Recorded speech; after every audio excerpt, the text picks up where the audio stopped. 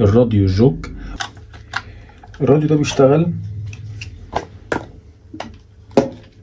معانا هنا، احنا حاطين البطارية عادي جدا.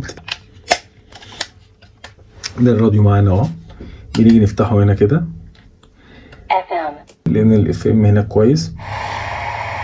ده عندنا المود بتاع التحويل. انا هنا دلوقتي طبعا هو ما بيحولش لان هو مفيش حاجه شغاله معايا. ازاي؟ احنا في عندنا هنا مكان لكارت ميموري، ومكان لفلاشه، ومكان مدخل هيدفون، ومدخل شاحن.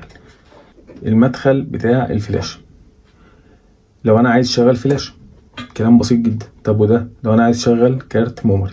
طب وده لو انا عايز اشغل هيدفون او هاند فري. يعني ايه؟ يعني انا دلوقتي مثلا في مواصلات او في اي مكان ومش عايز اللي انا اسمع لوحدي او مش عايز ازعج الناس اللي جنبي، فبحط هاند فري عادي خالص وبسمع عادي زي الموبايل بالظبط. وده مدخل بتاع الشاحن بتاعه.